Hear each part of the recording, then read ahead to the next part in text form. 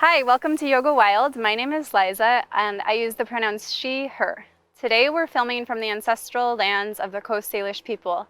More specifically, this site falls within the traditional territories of the Mamasi, Samish, Lummi, and Nooksack tribes. I'm at Woodstock Farm, which for about 100 years was a rural farm estate property, and recently in 2004 was purchased by Bellingham Parks. And now it's a great space to come and enjoy the beautiful view out to the San Juan Islands, Chuckanut Bay. It's also a spot that has a couple of beaches you can explore and a bluffy outcropping, this great grassy area where you could have a picnic or set up and do some yoga outdoors. It's a spot really worth visiting. This class is a how-to tutorial. It's called How to Side Crow to Eka Pada Koundinyasana I. So set up with a couple of blocks and your mat. Actually, just one block is probably fine. A block and a mat and yourself is all you need.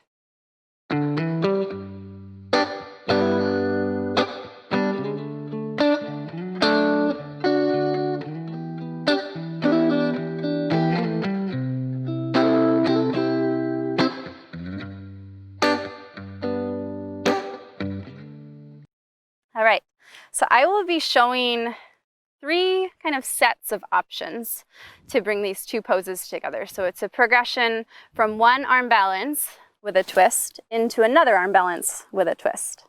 And we'll be doing it first on our backs and then from a boat perspective and then the full arm balance perspective. So we'll start on our backs. You don't need blocks here. So on your back, bring your knees in towards your chest, then peel your shoulder blades away from the floor and reach both of your arms towards the right. And here you're in a twist, right? You feel this core crunch twist happening, obliques firing. Draw your knees in towards your armpit, feel your hip flexors. Spread through your fingers, press through your palms, point your toes. So this is side crow, supine variation. Hold. Release to your back, and we'll do the second side. So again, peel the shoulder blades away from the floor. This time, lean to the left. So you're twisting. Spread your palms, hug your knees in towards you, point your toes, keep your shoulder blades lifting. Feel the work here. Supine side crow, and then release. So we'll add a layer, this progression from supine side crow to supine Eka Pada Koundinyasana I, which is a mouthful. Some yoga poses don't have a great English name. Lift your shoulder blades away from the floor. Lean your body towards the right. Twist and hold yourself up here. Spread your fingers apart. Point your toes to start, and then extend your right leg up and your left leg forward. Maintain your inner thighs squeezing. Hug them in, inner thighs draw together, back through supine side crow to release. And so you may have noticed if you were watching that I almost fell out, which is totally part of practicing these arm balances, even if we're on our back. All right, side two, lift your shoulder blades away from the floor, twist your body to the left, hug your knees in, point your toes, extend your left leg up, your right leg forward, hold it in, keep the twist. Inner thighs draw together, zipper them together, come back through supine crow, side crow, release. All right. Take a couple of breaths and then rock up to a seat. And you can set up a little boat pose here. Lean about a third of the way back, reach your arms forward, and then pick up 1 and 2 feet. Flex your ankles, flare your toes, twist your body to the right. Hold the twist, hug your knees in. So see if you can bring right knee to left arm together. Spread your palms, your fingers apart, press through your palms. Hold. Inhale, come through center, and then exhale, twist to the left. Turn your palms out, spread your fingers wide, hug your knees in. See if you can bring left knee to right tricep. Hold, squeeze the inner thighs together. Inhale, release. So I am going to extend my legs, wiggle them around a little bit between progressions. And I find actually boat pose variation of this pose more challenging than the full arm balance. So if you're having a really hard time doing it from this base, know that you're not the only one. All right, lean back, lift your feet up. This time, practice with your toes pointed and see how that feels different from flexing your ankles. So toes toes pointed. Reach your arms forward, twist your body right, turn your palms out, spread your fingers wide, hug your knees in. And this is the tricky part. Extend your left leg long, and then see if you can extend your right leg up. Scissor your inner thighs back together, and come out. Twist to the left, hug your knees in, turn the palms out, spread your fingers wide, extend your right leg and your left. Scissor your inner thighs and release. Take a couple of breaths. So that is a lot of work. You're probably feeling fire in your hips and in your core. And that's all good preparation for any arm balance. From there, we'll go ahead and try the full arm balance, and I'll show a couple of things you can try out with blocks to make this pose possibly more accessible. First, I'll show without blocks the progression from side crow to Eka Pada Koundinyasana I. Now, there are two ways that you can set up with your arms, right? So knees are together, feet are together, and then the arms will come out to the side.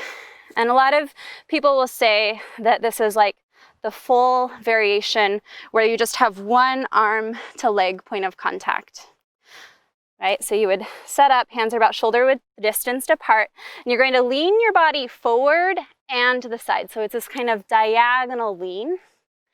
And then you'll press down through the palms so you feel your upper arms strong, engage your low belly, and try to lean as far forward as you need to until your feet just lift up away from the ground. Eka Pada Koundinyasana, you'll extend both legs. And then you'll zipper them in and set it down, right? Second side, I'll show with 2 points of contact this time. So the 2 points of contact, you have the support of both arms holding the bottom leg, right? So you have elbow located closer to hip, elbow located closer to knee. Hands still about shoulder distance apart, fingers spreading, palms will press. You'll lean forward this time. And then flick your toes away from the ground. To transition to Eka Pada Koundinyasana, you're going to extend both legs. So the left leg will extend across your mat and the right leg away as you press the ground away. Zipper your inner thighs together, set it down. Now, two things you can try out with blocks if that felt really challenging. If that felt great, then you can just practice that way with hands on the ground. Wonderful. But two options to possibly make this pose, these poses more accessible. You can have a little pedestal, set up a block, and you'll perch on it, right? So feet come onto the block, and now I'm in my little squat on a block, and it elevates my hips higher so that I don't maybe have to struggle quite as much to get my knee onto my upper arm. So same idea though of setting up my hands shoulder distance, leaning forward and to the side. And you could stay with your feet on that block and just practice stabilizing your shoulders here, engaging your core, working the muscular action, or maybe flick the toes away, maybe work into Eka Pada Koundinyasana I, pull it back in, see about landing back on that block or falling off of it as I did. All right, and now one final thing you can try out. Sometimes the scary part is this idea of holding our head up while we're not standing on our feet or sitting in a way that feels really grounded. So you can set up a block where your head could actually counterbalance and be in contact with something. All right, so I'll show this. The two arm approach is the way this works. I think this is the best angle. So I have my 2 points of contact.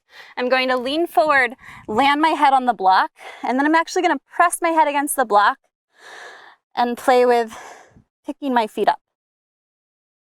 And then you could even start to do that. Maybe float your head up, fall out, right? So much of arm balance practice is falling out of the arm balance. Really celebrate that journey as you practice these poses and others. Thank you for joining me. I hope you had some fun breaking down those poses. If you did and would like a little bit more or to integrate them into a flow, you can check out my other class called Twist to Fly, where we build up to a progression of those two arm balances.